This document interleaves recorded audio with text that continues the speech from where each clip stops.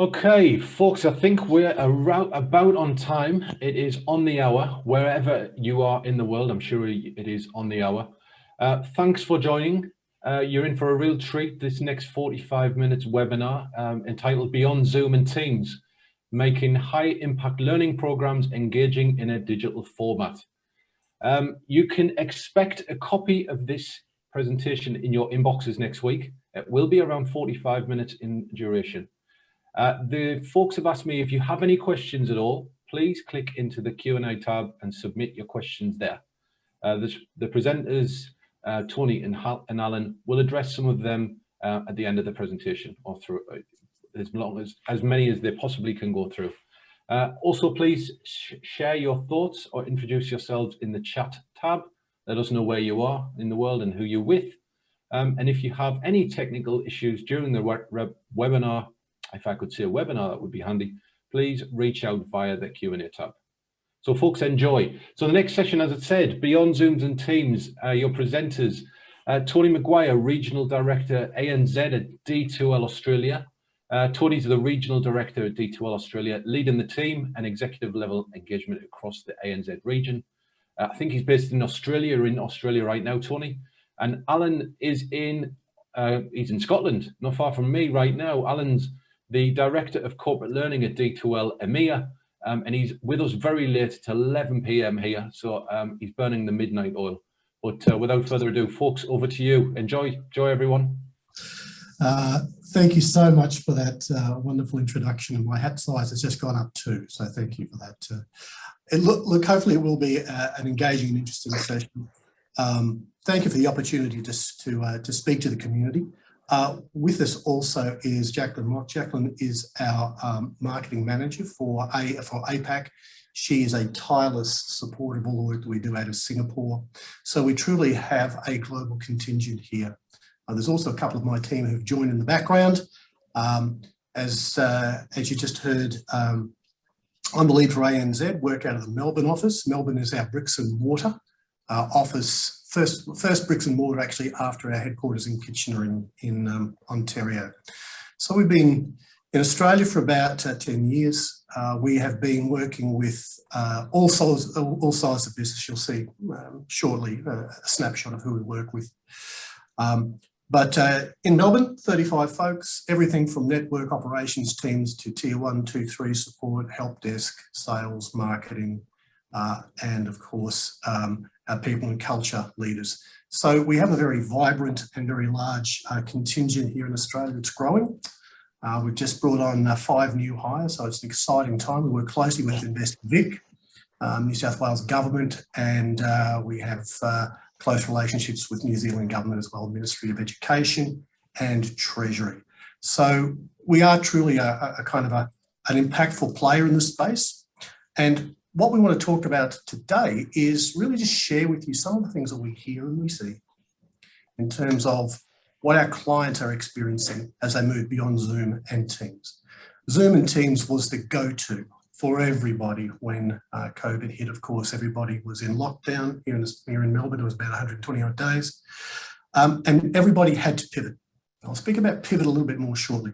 But the change in our lives was massive. We just want to make sure that we are clearly hearing and then reflecting back what we hear in terms of the aspirations of our partners now as they think about a couple of things. First of all, how do we move from survival back to growth?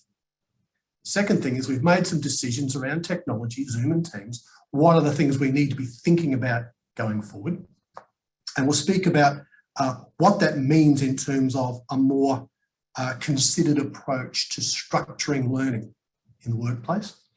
And then the third thing is very much centered around the people side of things, the impact at the individual level. I'm going to share some research, which I think is really important to consider, because it speaks about the immediate changes that we are seeing in the 15 to 25-year-olds who are going to be many of those consumers, community partners, folks that we are working with over the next 2, 3, 5 years. The research I'm going to show you at a maximum is a 9-year window through to 2030. So I really hope that the takeaways are useful to you and do provide some level of confidence as you go forward, as you start to think about your strategy. So without further ado, I'll go to the next slide. So obviously 1,300 customers globally, 20 years of experience, 20 million users worldwide. We work with government departments. Here in Australia, we have implementations of 120,000 up to 250,000 users, down to schools of 500. So we really do span the gamut of the corporate, L&D and education space in many, many ways. Advisory creative services, yes, we can provide a whole variety of tailored and off-the-shelf services there. And our customer success model, I think, is quite important.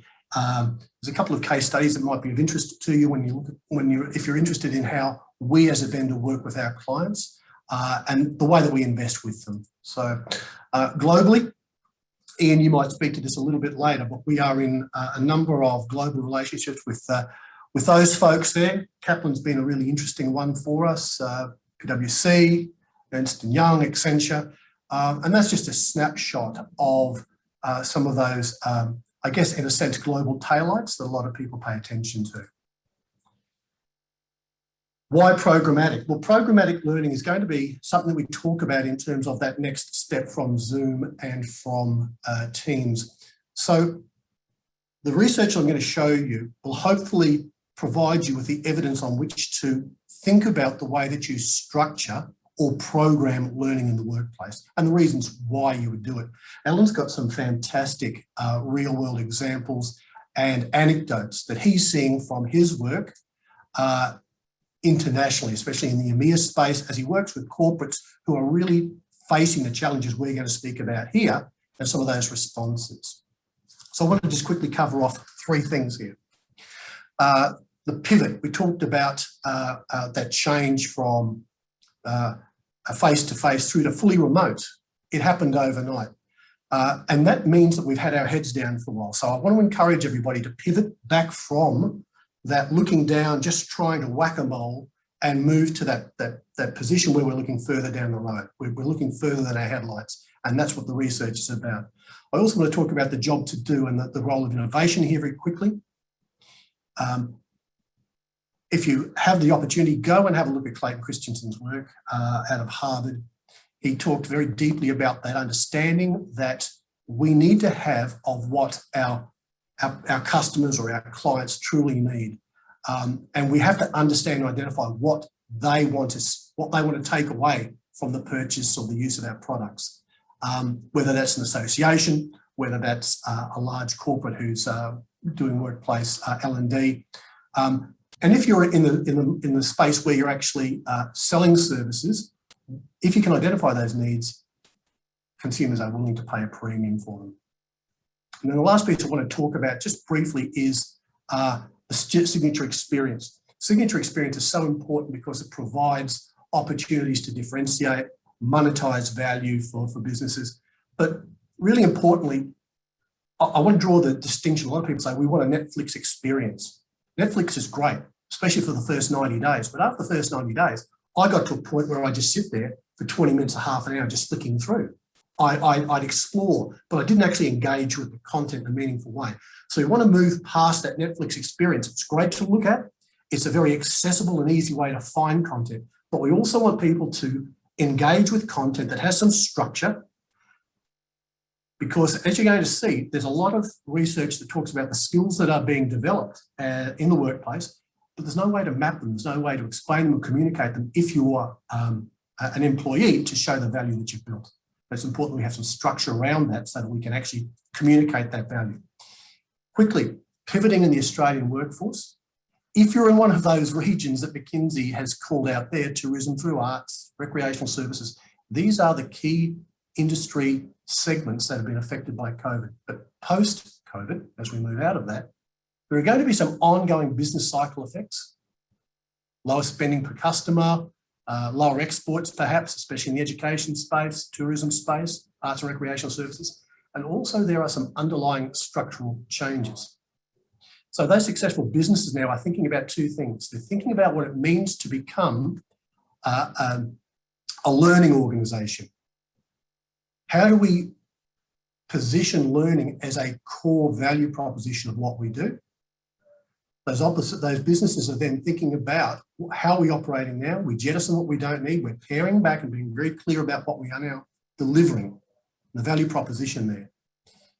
At the core of all of this has to be a reassessment of the service and learning design that we apply to the activities that we want our workforce, our customers to engage in.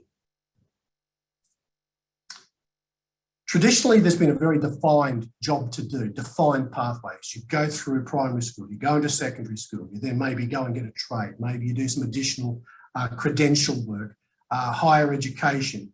After that period, you've done your trade or you've moved into higher ed, maybe you've got a degree, you go back to the workforce, and then there's professional industry associations. It was reasonably linear. The research that I'm about to show clearly details the complexity of that journey now, and it's only going to become greater. Things like micro-credentials. You've heard so many of these kinds of high-level phrases. It's important that we understand that the traditional defined pathway is almost a thing of the past. You'll see there the clients that we work with in those traditional pathways now. We are working with every single one of them, funnily enough, as they start to deal with the complexity of the changing relationship they have with their students, with their customers, with their workplace employees, because of that complexity. And Alan will be able to share some of that a little bit later. The research I want to share with you is around the Foundation for Young Australians.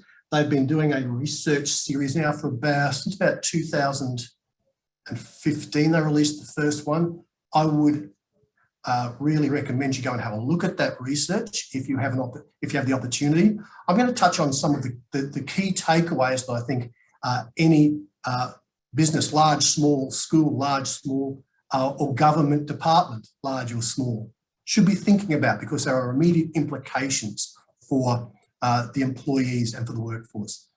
First of all, we talked about this before, the pathways that learners, employees have now is much more complex. I was speaking to some associations the other day, and associations have traditionally had a longer term engagement with members.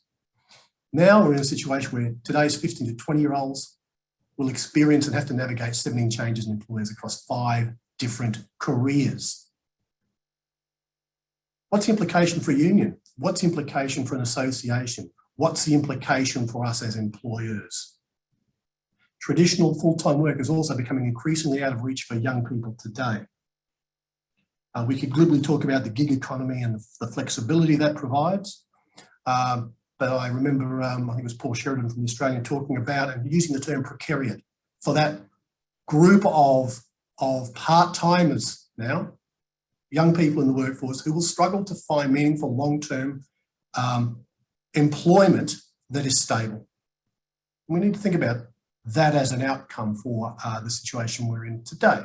And how do we actually start to build in some trust and confidence? Because whilst many young Australians don't have that prospect of long-term employment in one job for a long, long time, also more young Australians are opting for more flexible working lifestyles. So it's important we understand that. Where will we be in the next 10 years? We go back to that original defined pathway. You can see now why the complexity is starting to build in. Signature experience. Let's just have a think about this for a moment. Where we see our partners being most successful when they compete in their market spaces, we see a few things. First of all, they understand that the relationship between work, learning, and career and financial success has changed. They're embracing the opportunities for automation, but they also recognise that automation of the routine, of the everyday is going to be a high order priority for them as businesses to bring the efficiencies they require. What do they need from their workforce? They need trained employees who are smart, who can solve problems explicitly. The mere completion of tasks is no longer sufficient, nor is application of knowledge. sufficient. Valuable employees now are those who can synthesize information from various sources and create new knowledge that provides a competitive advantage. That's critical. This research piece from one of Foundation for Young Australians looks at that 9-year window. So this is on our doorstep now. What are the implications for businesses? What are the implications for associations, for schools, for universities? Brand is all. The value proposition that your brand provides gives you a competitive edge in the space. I'll give you 2 examples there. First, and we'll speak to one example a bit later around TAFE Queensland, but Victoria University here in Melbourne moved to a block model. They totally turned the first year framework, traditionally for first years going into university, on its head. You do one subject only at a time for 4 weeks, and you do 10 of them across the year. They have seen massive improvements in engagement, student success, and outcomes for their students across the first, second, and third years in excess of what other universities have seen. And they've done that with one of the more challenged socioeconomic groups in Australia. Students coming in do not have some of the higher income rates. They're working in multiple jobs. Their circumstance is not as positive in many areas as some of the other universities here in Melbourne, but their outcomes are absolutely top-notch. That produces value. The students are loyal and they stick with that university. Their stickiness around micro-credentials and other products that university is now rolling out is increasing. That provides them the opportunity for stronger engagement, which they've been able to monetize. So there's revenue opportunities. I just want to quickly cover off a couple of other things then. If we talk about signature experience, I talk about the Foundation for Young Australians. TAFE Queensland have taken that very much to heart. They are now working with FYA to identify industry spaces where there are urgent skills needs, autonomous vehicles, drones. Whilst Deacon's doing some of that work down in Geelong, again, Deakin, one of our clients, Queensland TAFE is looking to find ways to build a framework to understand what these new skills mean, the portability of those skills across multiple career paths, and how you then roughly align them to national standards. That's an incredibly important piece of work because it will potentially power what we do as a nation in the recognition of and compensation for skills that have been built by learners. Last thing then, I just want to touch on another one of our clients looks at learning in a totally different way again. And I think the last piece there is really important. They want to take a corporate learning experience in a government department and make it so accessible that you can consume content when the barista's making your coffee.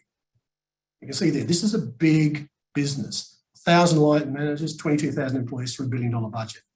And they are looking at a mobile-first strategy, fully responsive design. Why? Alan's about to share some of that information with us.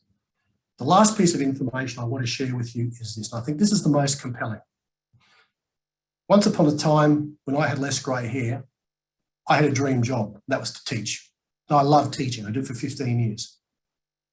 But what we're seeing today, again from research from the Foundation in their New Work Mindset paper released in November 2016, is that there are 7 dream clusters. You can see them there, designers, technologists. So there's no more dream job, maybe a dream cluster. But this is the important piece. Young people training in work on one job, they acquire skills that will get them 13 other jobs. Again, I come back to the complexity of what happens in learning and how we map that. It's impossible to effectively understand, map, and communicate that without the right tools. And it's also impossible to move people through a structured framework easily without a level of technological structure underpinning this. And this is where D2L has done a lot of research in the space of programmatic learning. And Alan, you've seen a huge amount of change in the EMEA space. And we talked the other night about these top 10 skills. And I just wanted to hand over to you now. I'll keep driving the slides, but would love to hear what you're seeing in the EMEA space, especially with those large corporates. And if any of the messages that we've seen here with the research are resonating. Yeah, absolutely, Tony. I mean, obviously, you know, a lot of the organisations that you mentioned, things and some of the current issues that are happening, you know, are very localised. I mean, the skills that we're seeing emerging as being the critical skills now that have been brought about by disruptive technology coming into our daily lives are global. You know, I mean, this is the research from the World Economic Forum that was just published at the end of 2020. And I mean, these are the types of skills that we're going to need in the next 4 years. You know, it's soft skills, it's hard skills, technology, all of these things are coming to the fore. These are the reasons that people are going to get hired for jobs. These are the reasons that people are going to need to move into the workforce. These are the reasons why the current workforce will need to be upskilled. So if you go to the next slide.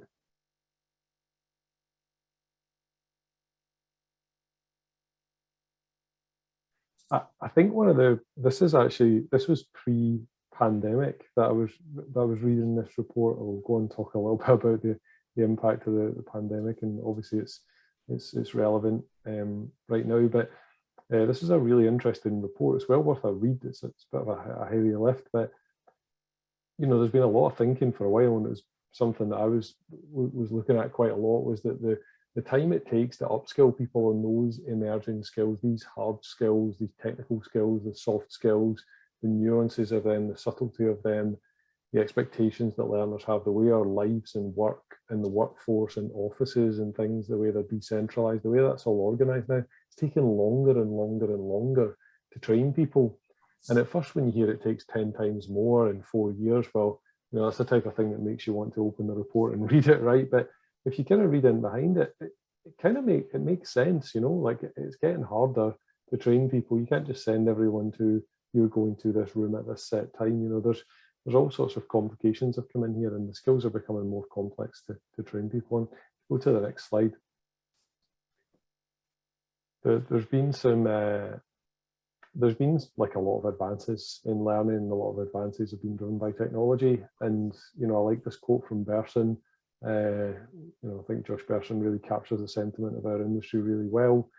And, you know, saying like, despite all these new things, digital content being everywhere, like structured solutions for learning are still being used. And that's because they work. So although we're seeing on one hand traditional training methods taking longer to train people, there is still a sort of need for some type of structured solution. So if you go to the next slide, I want to just talk a little bit about the impact of COVID-19 here, because we're just kind of setting the context here, and I just put this up for a bit of fun, because we've been looking at a lot of heavyweight stats and things, so you can see obviously, and I think everyone will identify with this.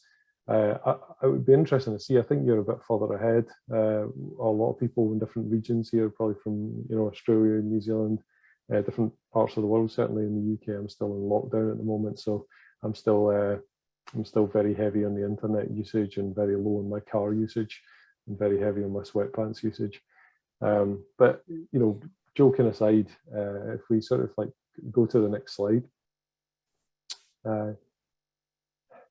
we've all had to pivot, as you know, as Tony said, like the current situation, it was happening anyway. We were having to pivot to more of a digital context, more of a digital approach to work, to learning. You know, all these macroeconomic trends, disruptive technologies in the workforce, you know, all these need for skills, reskilling, upskilling the workforce, they were all happening anyway, but everyone's had to pivot overnight at the start of the pandemic to digital, right? And obviously now it's starting to come back to sort of in person again, but I don't think it's been particularly pretty. You know, the way that most people have pivoted, they've went to just delivering traditional training on Zoom or on Teams, and we've all kind of suffered from the after effects of that, and not just, you know, mute all the time. If you go to the next slide, please.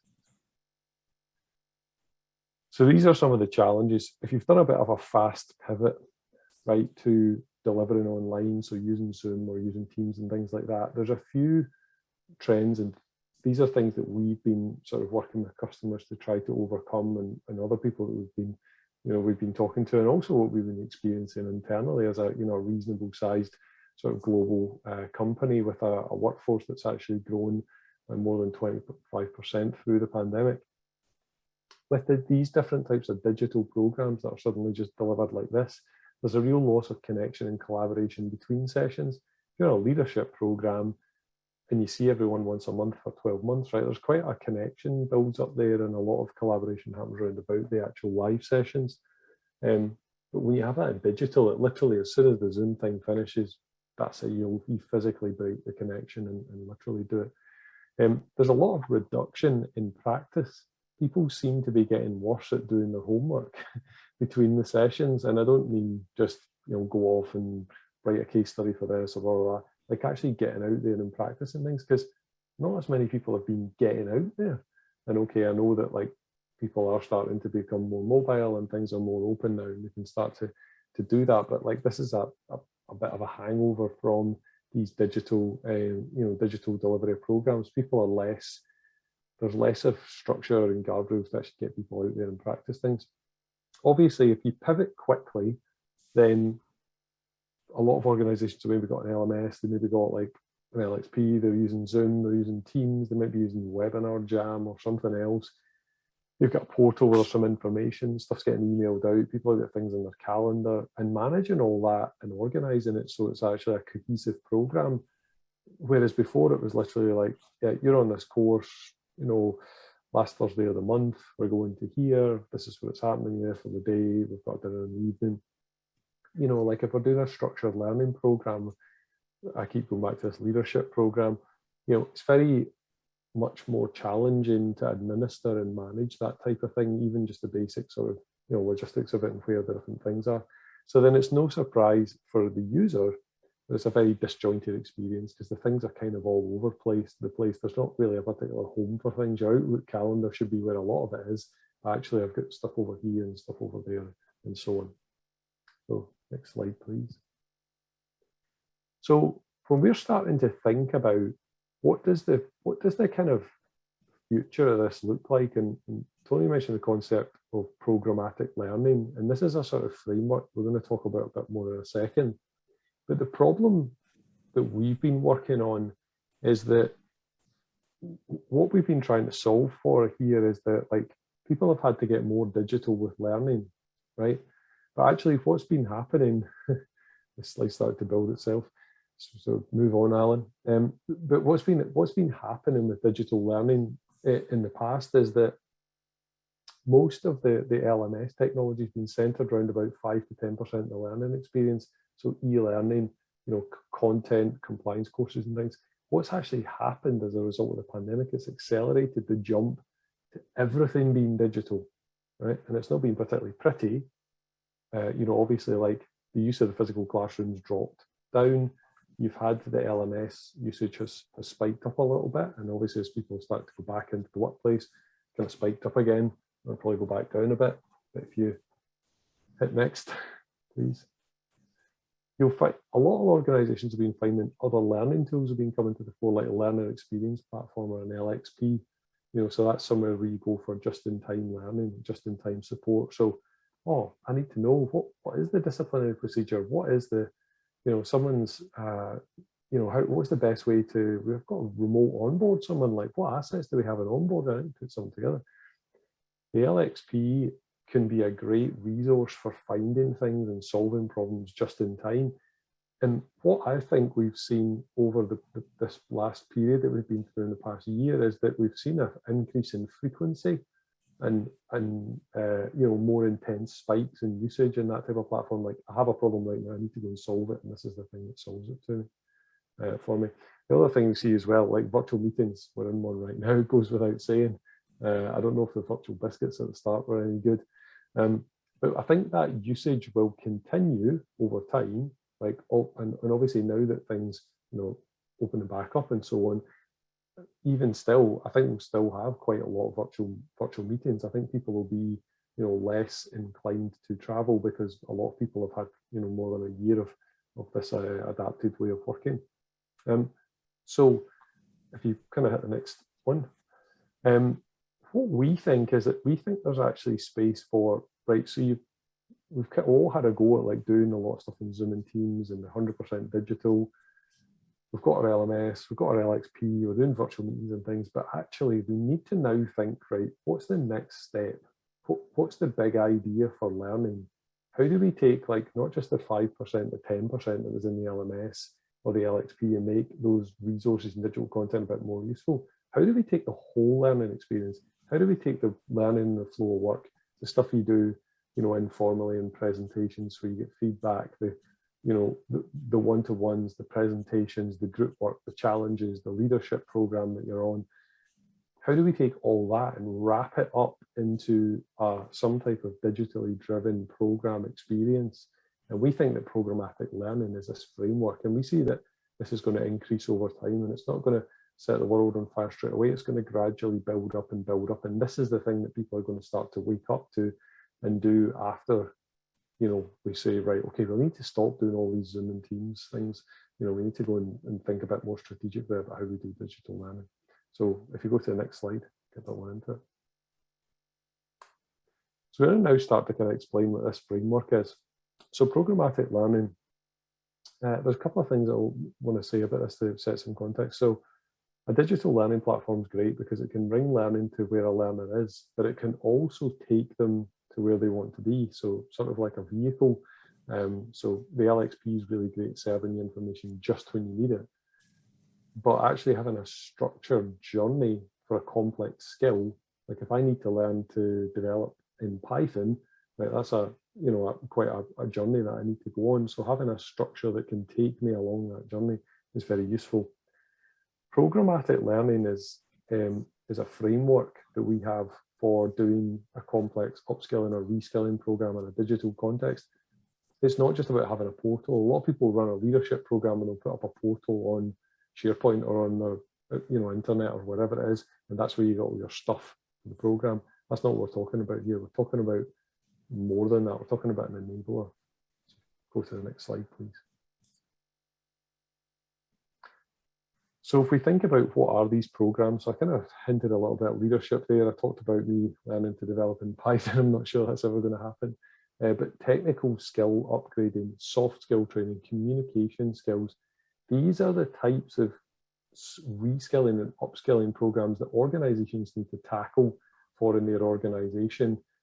These are the types of things that, you know, the higher education and further education are trying to prepare people for as they move into the workforce. But actually it's the companies who've got, you know, the hard lifting to do really to get people up the curve in these areas. So if you go to the next slide. So our approach to actually tackling this challenge we talked about is this concept called programmatic learning. So there's a few key elements to it. So first of all, like a personalized guided journey. So I think we're all pretty much, if anyone's done anything with digital learning, I think or digital technology, I think we're all on the same page that people want personalization. People find personalization of an experience much more engaging than just generic stuff. So, and that's one of the big benefits here. If we can serve like content and journeys to people that's more personalized to their particular skill level, their experience, their interest level, you know, like, you know, Alison that works in the IT department doesn't need to sit through like a 10-minute explanation about what an SSL certificate is in a cybersecurity course because she learned it when she was at university. So just being able to personalize that learning experience for her and take some of the basics out of the journey would be much more satisfying for Alison in her scenario. It should be people and interaction focused. So much of digital learning is a one-way play of content. You're just getting the hairdryer all the time, you know, to come one-way play of information at you. People learn best when they learn together. And when you're trying to learn a complex skill, you must have the opportunity to collaborate with people and, you know, learn through reflection and through practice with them. Real world practice is critically important. So that is now you learn this, you know, go off and do it and actually use it and work.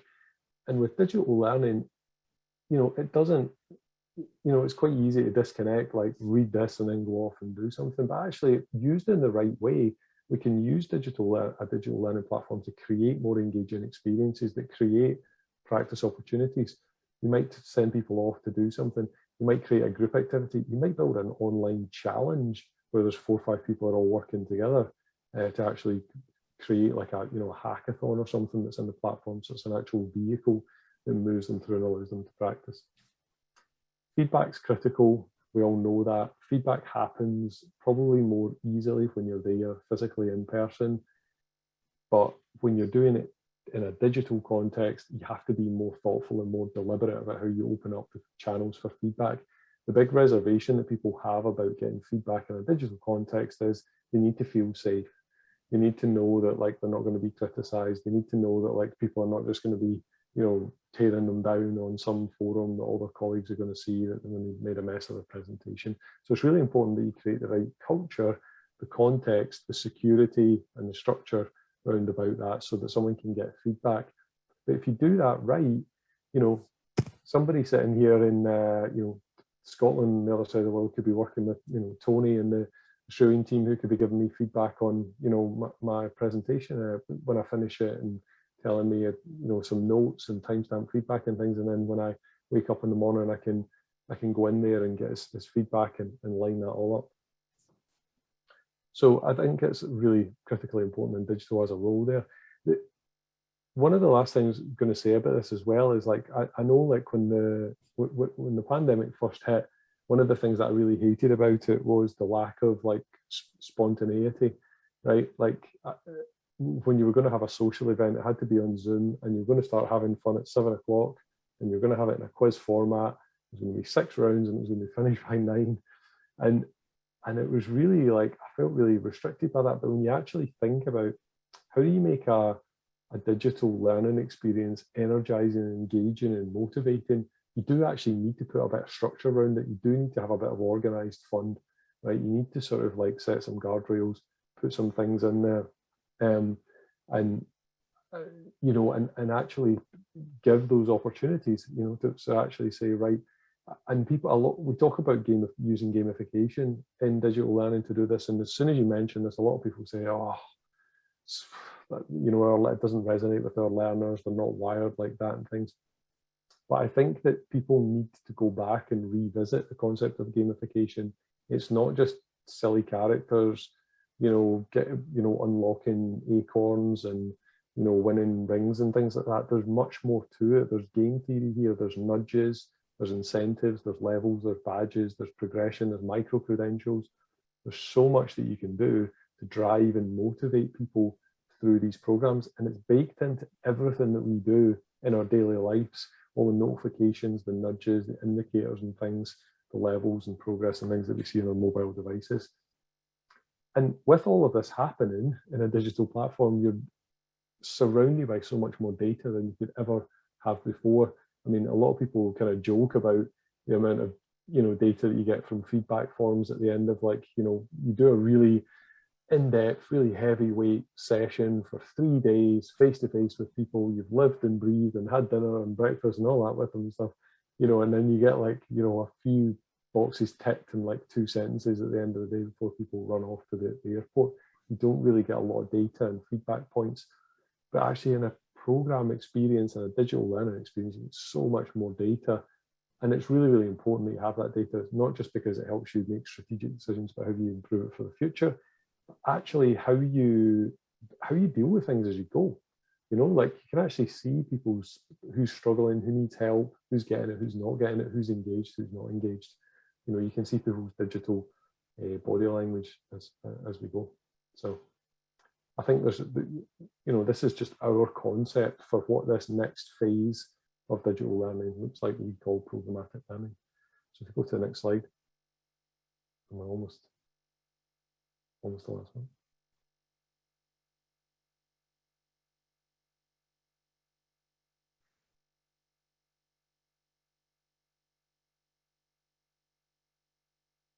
Oh, I'm not sure what's happened there. I don't know if it's Tony frozen.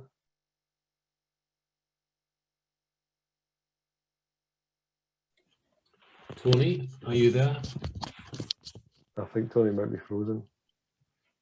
Okay. But looks like he's gone. He's gone Okay. all together. No problem. We only have one more slide to go, but maybe Maybe it what we might be could an do. opportunity, Alan. Some of the questions. I know there were a number That's of what I was going to questions. say. Yeah, why don't we switch into the questions now? Have you got access to them, or should I shout them out? Yeah, if you want to shout them out, that would be great. We've got a question from Leah Martin. What's the timescale on the future of workplace learning delivery slide? The future of workplace delivery slide. That is a good question. Do you know that one, or should we pass and wait and see if we can get them back in? That was the one. I've actually got slides here. I think that was the. Oh yeah, okay. So my crazy graph. I'd forgot that I titled it that. Yeah. So my thought is that's the next 18. That's the next 12 to 18 months, right? Like as we, and obviously that's generalized at a global level. So as we start to come out of the as we start to come out of the the pandemic, and various different places open up, and I think we'll probably go into more lockdowns and things like that in different places. But I do think that will be the next 12 to 18 months. This is what it'll pretty much look like. We'll have some return to offices, maybe some shutdown, more change in regulations, and it'll be a bit of a spiky scenario. Cool. Okay. Cool. Thanks for that, Leah. We've got a question from Mariana. Good morning. How would you apply programmatic learning for firms such as professional services? I think they're a legal firm. Mariana works for a legal firm. It seems customization is key, and that's fantastic. I'm thinking of timing for 200 plus employees. What would be the time frame for that? Yeah, I think that's a really great point, Mariana. So we actually work with one of the clients we work with is actually one of the largest professional services firms in the world, and they use concept of programmatic learning globally in their organization. And their approach to this is if anyone's running a high impact learning program, then this is the platform. This is the home for it. This is where they're doing it. And it doesn't matter whether it's, they obviously have a lot of professional services firms, a lot of like partner development tracks and things. There's like talent development. They've got like sort of graduate development programs. They've got leadership programs. They've got programs about bringing disruptive technology into the workforce. And yeah, a lot of them have got more than 200 employees in one of these programs at any one time. In fact, some of them have got thousands of employees in these programs at one time. But I think the key to that there, though, is that it depends on what your goals and objectives are with them. You can segment those much larger groups up into smaller cohorts. I mean, one of the goals and objectives, certainly with one of the sort of global professional services firms that we work with, is cross-territory collaboration. And working together in a digital learning program, it's an ideal way to foster that. If they want to go after new projects and win new business, it might be that their, AI experts are all based in, they're all based in Stockholm and Sweden, but yet their data science people are based in, Sydney and Australia, and they've got some analysts that are based in London or somewhere like that. So actually fostering collaboration between those teams as part of a learning program could be an ideal way to do that. And we typically see, to answer your question about timeframes, learning programs can really vary, vastly in time, but generally, if something's like a sort of 2 to 3 days in a classroom, you can easily see that extended for, several weeks in a digital context, because you can allow people to sort of lead into live sessions. You can allow them a lot more time. And some of the ways that you would do that in terms of theories and formulas, and probably don't have time to get into all the nuts and bolts of it right here, but thinking about breaking apart, like a lot of the face-to-face, classroom delivery is explaining technical concepts. People can read that stuff and watch a video about it, in advance of a live session, and then you can prioritize the discussion and the collaboration and the those types of things for a live session. So there would be some very basic sort of formula things. Okay, conscious of time and more questions, and Tony is back with us as well. Tony, I know that you're back. Sorry, something happened then. A couple of questions we've had was very similar. One from Caitlin and one from Zoe. Oh, sorry, Karen. Do they actually personalize? Do they work with LMSs, aggregators? I know they've mentioned Degree there and also Cornerstone. Yeah, no, great questions. I think we see programmatic learning as a structured approach. It's a framework that allows you to make sense of all of those things that we talked about. So this kind of plays into what Ben asked also about the needs elements such as education, function, executive and IT. So there's alignment around leadership through to the coalface experience. It's not so much the platform itself, while each of the platforms will have specific functions and capabilities, and Cornerstone perhaps is more tied into HR kinds of functions. When you think about becoming more of a learning organisation, that concept of mobile, just in time, is really important. So it's not so much the platform, it's the way you think about it, the strategy and the technical deployment that's important. It's understanding those drivers and then coming up with a strategy which is evidence-based to improve the services to your stakeholders. I think that almost goes back to Amy's original question. What about the length? I talked about that example of 1,000 line managers. That was a fairly significant piece of learning over some time. I think some of those pieces went for 6 to 12 months, but the actual components that were required to be done were at the micro level. So it's, again, how you slice and dice and repurpose content specific to the needs of the moment. Now, if you have a platform that allows you to do the credentialing, it allows you to think about social learning, bubble that up and report back on a way that's meaningful to learners, a snapshot of what I've got to do today for managers, where's my team, that's what you're looking for. So not from a Cornerstone or from a Brightspace perspective, have you thought this through in terms of what each of your stakeholder groups is going to need? Hopefully that gives an overarching answer to all of those questions. I didn't get to Helen's, however. Case study on leadership. Look, yes, I can. We can talk about more of that last experience. And look, just to be clear, that last 1,000 line managers, that was Queensland Health. So happy to talk to you after the fact, maybe, Helen, if you have an interest. So I'm not sure how pushed we are for time here, but I mean, just to quickly speak to, someone asked the question, like any suggestions how to gamify or make technical learning more engaging for a cohort of lawyers? I feel like I just have to jump on that one because it seems like someone's throwing that out there as a bit of a sort of like challenge.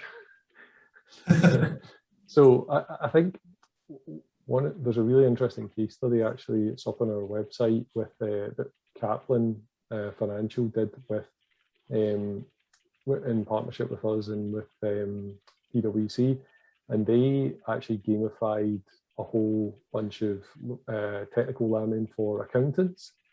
So you wouldn't exactly think that those two would be sort of happy bedfellows, but the interesting thing that they did about it, and the thing that got the huge results and actually provided some very useful data, is they didn't just have points, badges and leaderboards for who got the highest score, because we knew that only the academically best people would rise to the top of the leaderboard. What they actually did was they said, here's the context, this is what good behavior, learning behavior looks like.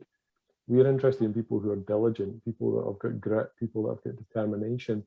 We're going to give you points for this type of behavior. So people that submitted their assignments early, people that took 5, 6, 7 attempts to get the top result in the class, people that would constantly go back and practice and retry and retry and retry and retry, people that consumed all of the content, actually went into everything and checked it out, people that participated in discussions that helped peers So all of this type of behavior, they gamified all that type of stuff.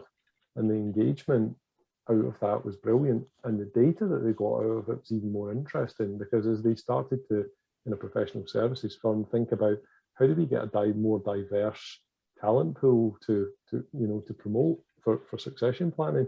Well, you actually start to look for these skills and attributes. What makes someone adaptable to break new markets or leverage disruptive technologies and things? Well, they need to have different skill sets, they need to have different mindsets and things. And so that actually opened that up. There's actually quite a lot that you can do. They had a bit of fun with it, and they actually made up silly badges like Mr. T accounts and you know, the various other accounting jokes, which I won't go into right now because we're out of time. But they had a little bit of fun with it as well. So there's always ways that you can do it if you think creatively about it. I think there's another piece to this too. It's the way in which you think about the content. So obviously the content can sometimes be dry, it can be really engaging. You think about, do we build it? Do we buy it? Maybe we take a hybrid approach.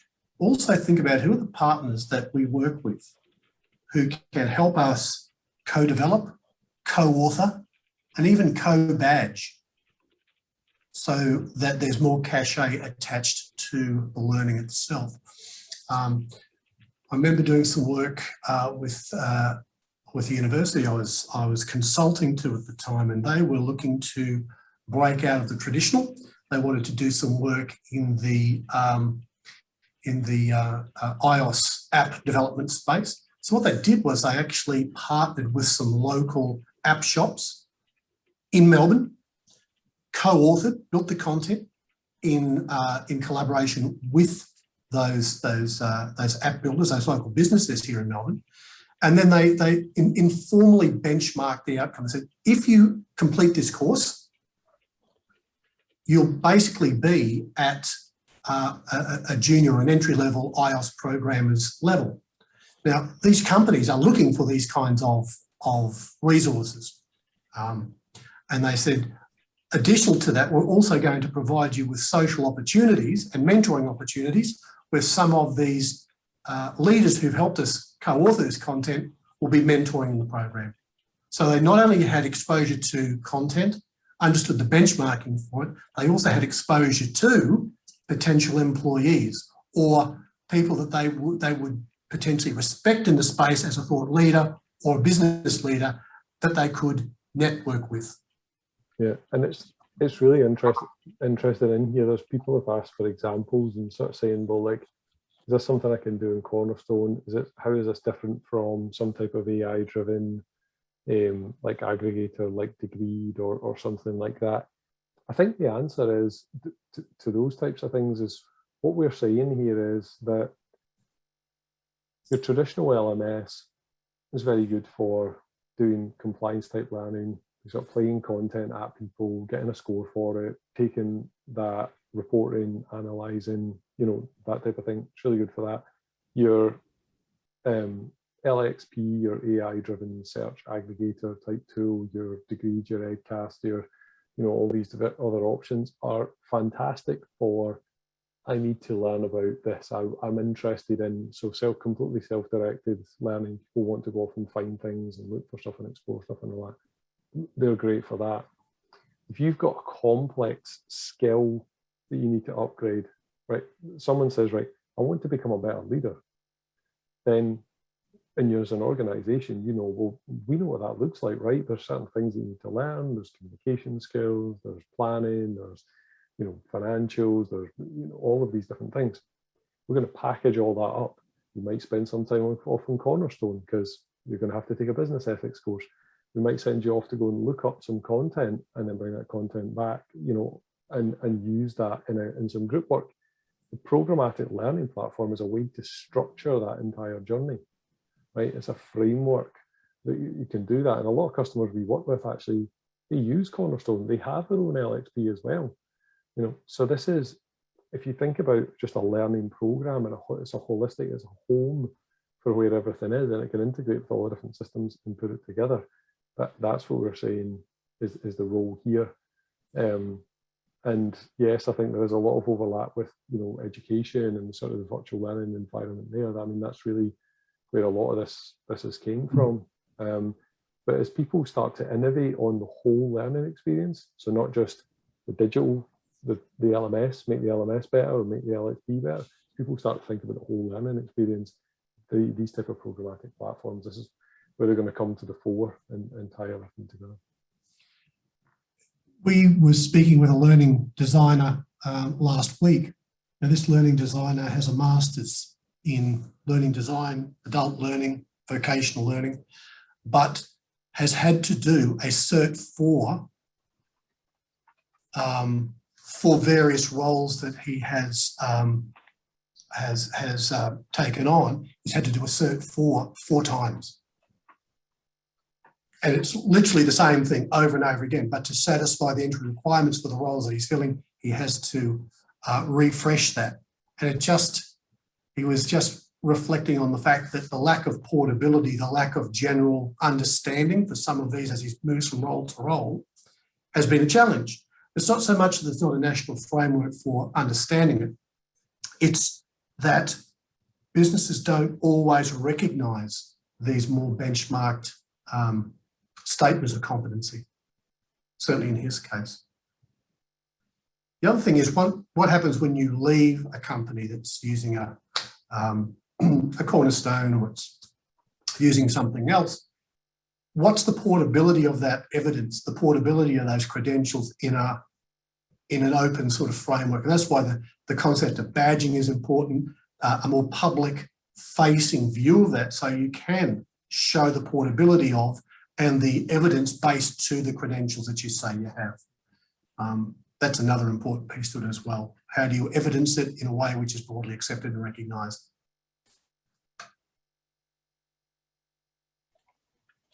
Folks, I think we are coming to a close. We are bang on an hour, 56 minutes. That was a fantastic presentation. As I said at the beginning, this is being recorded, so you will receive the slides and the recording in your mailbox next week. I know that the folks would also love to hear from you if you have any questions, so please reach out to them. We've got the details of Tony and Alan, and also if you want to, folks, if you want to put your email addresses in the chat, then I'm sure folks can just contact you directly, Tony and Alan. Thank you. Oh, there we are. There we go. We can see them behind us. They're there right in front of my eyes. Thanks, folks. Thanks, Alan. Thanks for joining us. I know it's late where you are. You'll be ready for bed now.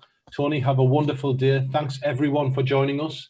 I hope you found that very useful. I certainly did. So have a wonderful day wherever you are in the world, and we will hope to see you very, very soon.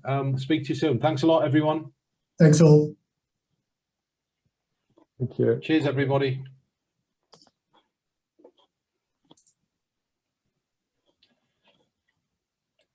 Very well. Well, I think that went very well. Very good. I hope you were pleased, folks. Yeah, I think it went well. There was an awful lot of questions. Excellent engagement, I think. Yeah, so that's pretty good. And everyone stayed. Alan, you know, the numbers stayed right to the end, so everyone was definitely listening. So that's good. That's great. Yeah, cool. Excellent. Okay, excellent. Well, thanks very much, everyone. And I guess nice to meet Alan. I hope the weather's nice tomorrow up in Scotland. And Jacqueline, I hope your husband managed to get ready at the same time as you were getting organised. Oh yeah, he's gone. Tony's gone. Tony's still there. So thanks, Jacqueline. Debrief with us. Any questions or any comments, let us know, and we will speak to you soon. Yeah, indeed. Thank you, Alan. All right. Cheers. Yeah. Thanks. See ya. Bye. Bye.